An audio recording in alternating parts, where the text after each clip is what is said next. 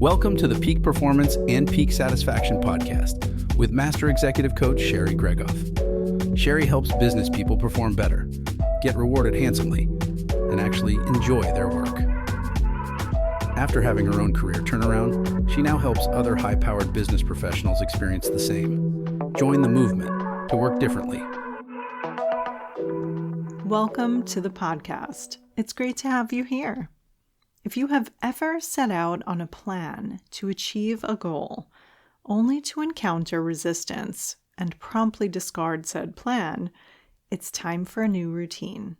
Resolutions and new habits can be difficult to make stick because of how often we allow this initial resistance to keep us from exactly what we want. This episode will explain when to overcome the initial resistance or honor it, and how. Before we jump in, I want to shout out one of my clients who had a win in this area. Here's the quote from him. Sherry helped me spot the rut that I was in. Despite my best efforts to take time for myself before the demands of my family and career took hold, I encountered resistance in the moment. When I recognized the net positive, I decided beforehand and honored my word when it came time. This client struggled, like most of us do, with creating the habit to care for his emotional and physical health each day before tending to everyone else's needs. Upon closer inspection, we found his brain's steer to conserve energy, and that was calling the shots. We determined exactly the satisfaction and beneficial byproducts from following through on the routine he designed for himself. This net positive impact confirmed this initial resistance in the moment was best ignored, like ripping off a Band-Aid. 3 minutes into that decision, and he would be able to see clearly that it was the best decision all around. This process of tapping into higher level reasoning and allowing that to make your big and little decisions is incredibly empowering. This overwhelming sense of self-efficacy and honoring commitments to ourselves emboldens us to aim higher and across all areas of work and life. It's a dynamic that can't be fully appreciated until experienced firsthand. Similar victories are shared by all of my clients, and I have experienced it too in my own career turnaround.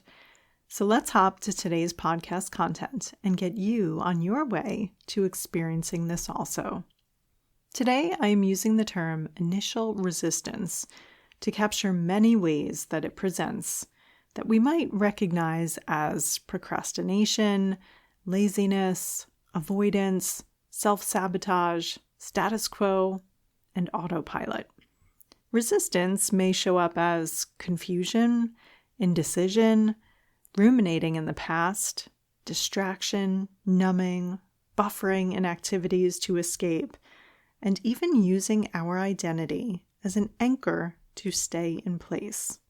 As a result, we may be playing it small, only going for things that we think are a guarantee, playing it safe, doing the expected thing on the well-worn path, following suit with others, under-earning what we are capable of, and staying quiet, not using our voice or expressing our unique view. In business, it's easy to spend a career producing TPS reports that no one will read, and becoming an expert on an ecosystem specific to one company or industry that you only realize isn't marketable when a boss enters the picture that you don't see eye to eye with and you find yourself out of a job. The Matrix is a movie I often refer to. We can get lulled into a certain lifestyle, letting our energy be drained for someone else's purpose. Then we are offered crutches everywhere we turn to keep us docile, appealing to our innate yearning to feel cozy and comfortable. If you have followed my content, you know that I keep it real and I give it to you straight because it's time we talk about these challenges and then promptly slay them together. You may not hear this anywhere else, and that's okay. This may ruffle feathers. I'm all right with that because this podcast is about changing how we work, which changes our lives.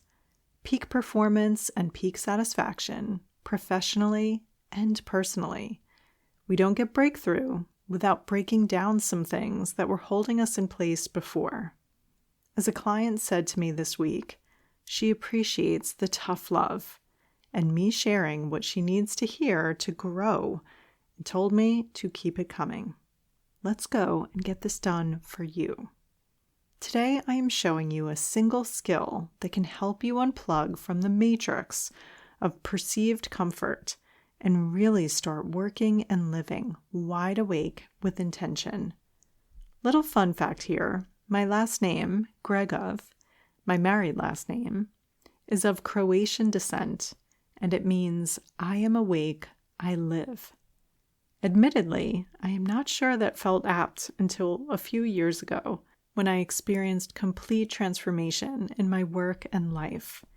I made a drastic shift in my career. I trained and certified in new skills, launched a business, and now serve clients all over the world to help them be fully awake and live full out too. As a result of my clarified career vision and pursuit of my professional dreams that I had shelved for no less than 20 years, everything else has come alive for me too. I prioritized first things first, and I started living aligned with my values. This improved how I show up for my husband and 2 children as a wife and mom, how I depend on my faith and serve my community, how I take excellent care of myself instead of relying on the self-soothing, destructive habits of our time. I can now say, I am awake, I live, and mean it in the deepest sense of the words. So let's get into today's tool that you can use to cut through resistance you may face when endeavoring to enact positive change in your work and life. The more you use it, the more awake you will feel, like you are working and living on purpose, full out. One of my own coaches describes coaching like this. You know when you make a plan to work out in the morning, you get your workout gear ready, clothes and sneakers, set an early alarm, and then when the alarm goes off, you hit snooze and choose to go back to sleep instead? That's where we come in. It's true. And this initial resistance, this wave of inertia that hits us like a brick wall when we try to do the thing that we know would be good for us and serve us. There are nuanced forces of inertia that are keeping us right where we are, but by understanding them more deeply, we can dismantle them and outgrow them forever. Once you see what's behind this routine today, you will never unsee it. Save this podcast episode, share it with a friend, so you can come back to it often. And remember, you don't need to do this work on your own. When we do it together, we guarantee it sticks. We take it out of a podcast platform and we imprint it in your mind, a tool you can then use for life and diffuse what's holding you back. I support my clients by helping them set their strategy and walk out the bold decision before they go out and apply it. Then, when they do, we assess what worked well, what didn't, and what to tweak before they go again. This is how we implement what I teach in this podcast, with full support through all the specific developments and challenges in your situation. Okay, here's the fix. Are you ready? In the moment that wave of resistance comes up, here is what you do. Step 1. Zoom out from this one tiny moment to the bigger picture to evaluate whether this decision would have a net positive impact on you. If you proceed despite the immediate discomfort, will you then celebrate that decision with long-standing benefits that accompany it? If you're in the car and you recognize on the map whether this step gets you closer to your goal destination or not, that is step 1. Then step 2, I'm introducing a traffic light on your thoughts. When to discern the red light or the green light. If the benefits in the big picture outweighed the discomfort in this moment, if you get closer to your goals, it's a green light. Hit the gas, whether you feel like it or not. If the costs in the big picture outweigh the comfort of this moment, it's a red light. Pump the brakes. Then, step 3, give yourself a pat on the back for shifting from the gear of just surviving to actually thriving. Every time you do this, that ability to shift gears gets stronger. Let's look at the neuroscience here. This research is fascinating. What's underneath this shifting of gears is tapping into 2 sides of your brain. That's right. There are 2 parts of your brain aiming to be in the driver's seat of your decision making. One is wired to survive, and one is wired to thrive. Let's talk survival brain first.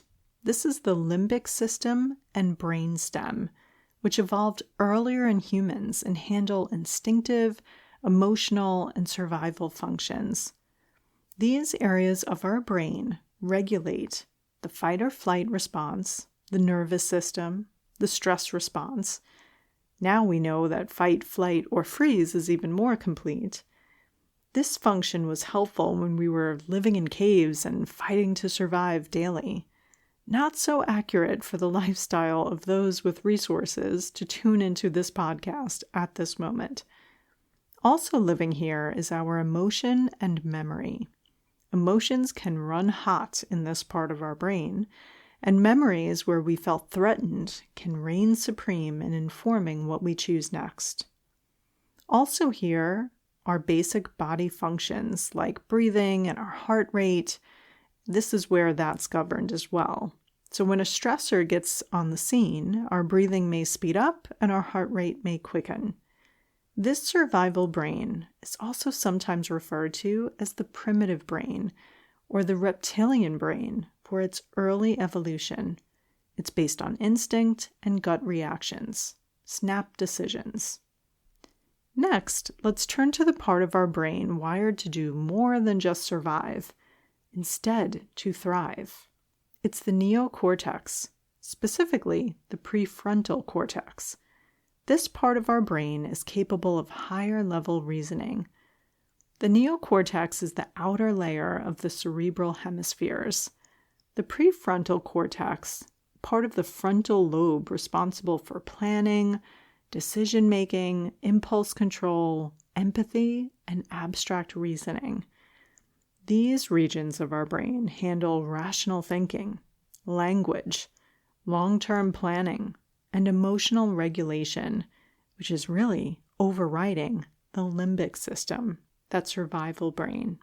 This is our higher level thinking and reasoning responsible for creativity, innovation, and for us being more than just primitive instinctual creatures.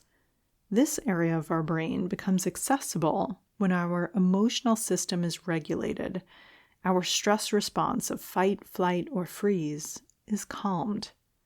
So back to the traffic light moment. In these moments of internal initial resistance, we are going to shift gears from our survival brain to our thriving brain using that traffic light concept. Let's go ahead and apply this to real-life scenarios that you might encounter daily and practice spotting the net positive impact, giving us the green light to hit the gas in these moments. Let's go back to my coach's example first. The alarm clock goes off and I'm meant to work out, but I feel resistance and I consider going back to sleep. In that moment, we can recognize this is just our survival brain suggesting the decision that will conserve energy in the moment. In an attempt to protect you for fear of expending too much energy, it suggests comfort now to go back under the covers, and inadvertently, the discomfort later of potentially losing our mobility from not moving regularly. As we zoom out, we see the choice to work out as one of those immense benefits in the big picture, net positive without a doubt. So, we recognize the green light and hit the gas on making that decision that helps us thrive. In this case, it's the urge to conserve energy for fear that it run out that's holding you back. Now we know to hit the gas instead because of the net positive impact. Let's take another example. It's your year-end performance review at work. Your boss says you're doing a great job and just keep doing what you're doing. You want to raise the topic of promotion, that it's important to you, to ask why it hasn't happened and what you need to work on to make it happen. In the moment, you feel resistance and consider just getting out of there intact. In that moment, you can recognize this is just your survival brain wanting to stay comfortable yourself and not say anything in any way that could make your boss uncomfortable, or maybe even receive constructive feedback that might incite some shame or disappointment. This self-protection mechanism is keeping you from exactly what you want. When you zoom out, you realize having the conversation is exactly what will get you closer to that promotion, net positive. That's a green light to have the conversation and hit the gas, even as you experience this initial resistance. In this case, it's the discomfort with having a candid, courageous conversation and expressing what you want that's holding you back. Let's take another example. You're following the work of this executive coach who seems to be reading your mail. Her vibe is one of confident expertise that gets her clients the outcomes they want. But when you consider taking the next step, it's nerve-wracking because it's unfamiliar. You've never done something like this before for yourself. In that moment, you can recognize this is just your survival brain, suggesting you just keep doing what you're doing to not have to experience the unfamiliar of something new, or even the fear of fully going for what you want, and maybe not getting it even then. This is when you zoom out and recognize the net positive to your career and life that makes hitting the gas the best choice, even with that initial resistance from your survival brain. In this case, it's the illusion of comfort of staying in the status quo, blocking your success. Let's look at more examples to spot the net negative impact of a decision and when to hit the brakes. You get into the office early as scheduled to get to work on that strategic plan for your team. But then your colleagues want to shoot the breeze, and your inbox invites you to read your new messages. You consider saving that deep work for what you've coined your night shift when you log back on to work after your littles go to sleep for the night. This is when you zoom out and recognize the net negative to your career and life that makes hitting the brake the best choice. The relationship building and email sorting is tempting, but is less impactful than the deep strategic work that your leadership role is centered on. You won't be freshest late tonight, and you'll be pulled away from time with your partner and time to actually rest. Hit the brakes and choose differently. Even with this initial resistance from your survival brain suggesting you handle what's right in front of you, instead honor the plan of your thriving brain for the deep work that creates the better results that you seek. In this case, it's people-pleasing colleagues and the comfort zone of easier tasks holding you back. Let's take another example. It's performance check-in time. Your new manager seems like a micromanager who lays on the constructive feedback thick and frequently. You figure the best strategy is to show up and let her do the talking to see where you stand, having no idea what to expect. Zoom out from here to consider the net impact on your career of playing defense in this performance check-in. Your survival brain is offering up ways to just hang on. Time to hit the brakes and consider a different approach. Upon second thought, ensuring your value add is clear, how you prioritize your work is transparent, and proactively asking how to best stay aligned and coordinated in this new manager-employee relationship will show initiative and get you the information that you need from this performance check-in in order to be successful.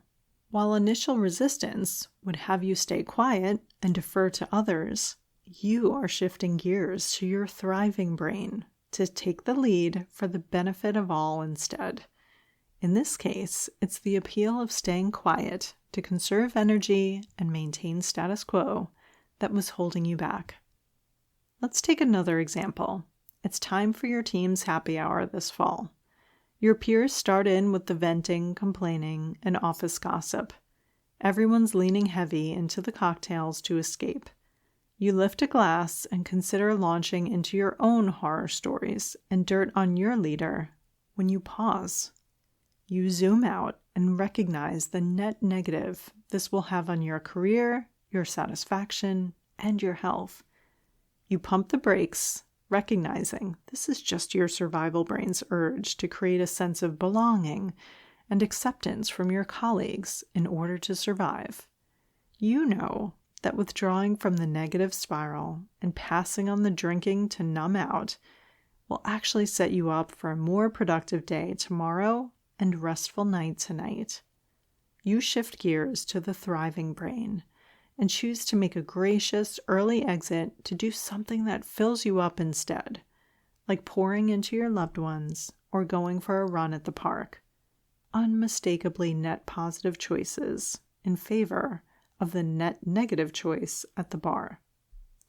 Let's take yet another example. That leadership conference you registered for is approaching this weekend. A few coffee chats with old classmates and colleagues have got you down while comparing your career progress to their accomplishments. The thought of comparing career path milestones with more contemporaries at this conference takes the wind out of your sails and has you looking for comfort from your friends and old hangouts instead. It's time to zoom out to consider whether this sudden change of plans is net positive. Passing on opportunities to learn and broaden your perspective to give more airtime to rumination and the familiar is very on brand with your survival brain. It's time to hit the brakes and push through the initial resistance to see what you can learn and how engaging with new content and people might energize you. Your thriving brain is ready to step into the driver's seat once you push past the initial resistance, inviting you to repeat destructive thought patterns that feel like an old, familiar shame blanket. These scenarios are meant to offer you real-life circumstances that we are presented with all the time. In that moment, you can zoom out to evaluate net positive or net negative impact of your next step to either heed or ignore that initial resistance. That gives you the traffic light of red or green, and then you hit the gas or the brake right away. This starts to become routine. It's a protocol that you can turn to when you feel stuck or internal conflict on a decision. The more we do this, the more we realize nothing can faze us. We know who we are. We love the person that we are. We make decisions for reasons that we love. We feel fully supported in refining our decision process. We are working and living in our full power. We are proud of who we are and who we are becoming with each decision. We step into our resilience. We step up to the plate and take the big swing. This reminds me, my son is playing baseball. He's on a team with older and more experienced kids all of a sudden. It might be easier for him to bow out or back off, but he's not. He practices daily. He shows up on time, every time, ready to work. He waits for his chance in the field and at bat, and when it's his turn, he steps up to the plate, and he takes the big swing. More than the number of runs or important plays he makes, I see his own sense of self-efficacy building. He commits. He does what it takes. He puts himself out there, even with initial resistance. This is shaping his character. This is so incredibly valuable. This is contributing to how he sees his own identity. This informs how he shows up in everything else he does. So, when we are practicing this skill, let's talk to ourselves the way we might speak to a young person finding their own way, like my son. We are stronger than the hard thing in front of us. We are bigger than initial resistance. We know what's net positive and what's net negative, and we are capable of choosing wisely and quickly, without debate or going back on our word, for perceived comfort or the status quo we can be lulled into. We are kind to ourselves, whether we are winning or learning, because we are always winning or learning, so we can always have our own back. We are awake. We live. Without the escapes to bring us a false sense of comfort, the screens, substances, spending, and other addictive net negative activities. We recognize our survival brain's invitation to let initial resistance keep us exactly where we are, and we decide to proceed instead every time. We do what's helpful to us. We have the courageous conversations, and we speak up. We expend our energy knowing it can be renewed by that very activity. It takes skill and practice. It multiplies our energy and self-belief. This makes us feel alive, engaged, fulfilled, and purposeful. This is a tool that you will love to have in your repertoire. Enjoy flexing this new muscle and all the benefits that follow. And I'd like to call out, as we round out October, that 2026 is around the corner. Now I know that in January you'll likely be setting your business objectives. Maybe your annual planning has already started, but I want to encourage you to use this time, November, December, before you disappear for the holidays, to pause and set your own objectives, not the business objectives from January, the objectives for you, your career, and in your life. This is how we put ourselves first. We set those objectives for us now, before the holidays, so that we can hit the ground running come January 1st and start working and living in full alignment with the vision that we have for ourselves. I help you do this in your work-life audit. Schedule it now at the first link in the show notes, and let's get you started for what can be your most amazing year yet. Until next time. Looking for support in applying the principles and strategies in today's episode? Sherry coaches clients one-on-one as their trusted confidant and advisor, helping each client create the work and life they had only dreamed of. To schedule your complimentary career strategy session, go to sherrygregoff.com/apply to book time with her today. It's one simple step that can change everything.